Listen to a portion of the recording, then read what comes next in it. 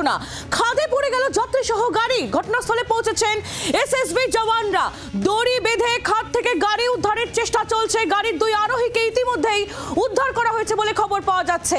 সান্দাকফু যাওয়ার পথে দুর্ঘটনা, খাদে পড়ে গেল যাত্রী সহ গাড়ি। কি পরিস্থিতি এই মুহূর্তে জানবো। নারায়ণ সিংহ রায় আমাদের প্রতিনিধি রয়েছেন আমাদের সঙ্গে। নারায়ণ, কি খবর পাওয়া যাচ্ছে? আমরা দেখতে পাচ্ছি এসএসবি জওয়ানরা তারা গাড়ি তোলার চেষ্টা করছেন। একেবারে দেখো, অবশেষে এসএসবি জওয়ানের তৎপরতায় কিন্তু তারা রোদ দিয়ে টেনে হিচড়ে কোনোভাবে গাড়িটিকে খাদের দিকে রাস্তায় উঠিয়েছে। বলা যায় সান্দাকফু, আজকের এই ঘটনা সান্দাকফু যাওয়ার পথেই ঘটেছে। কিন্তু যতটুকু জানা গেছে সান্দাকফু যাওয়ার পথে পাহাড়ের খাদে, অর্থাৎ গাড়িটি টার্ন নিতে গিয়ে একেবারে খাদে পড়ে যায়। সেই সময় কিন্তু গাড়িতে দুজন আরোহী পর্যন্ত ছিল এবং গাড়ির মধ্যে বেশ কিছু মাল ছিল, অর্থাৎ কিছু জিনিসপত্র বোঝাই ছিল গাড়িতে। কোনোরকম ভাবে আরোহী দুজন প্রাণে বাঁচলেও গাড়িতে যে আসবাবপত্র এবং সেগুলো কিন্তু নষ্ট হয়ে যায় এবং গাড়িটিকে কোনো ক্রমে খাদের থেকে এসএসবি জওয়ানরা টেনে তুলে উপরে নিয়ে আসে।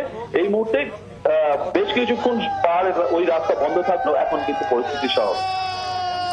ধন্যবাদ নারায়ণ। নারায়ণ সিংহ রায় আমাদের প্রতিনিধি ছিলেন আমাদের সঙ্গে। সান্দাকফু যাওয়ার পথে দুর্ঘটনা, খাদে পড়ে যায় যাত্রী সহ গাড়ি।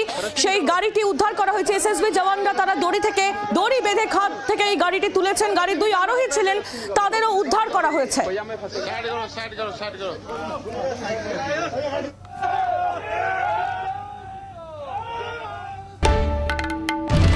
বাংলার আওয়াজ, বাঙালির আবেগ, জি 24 ঘন্টা।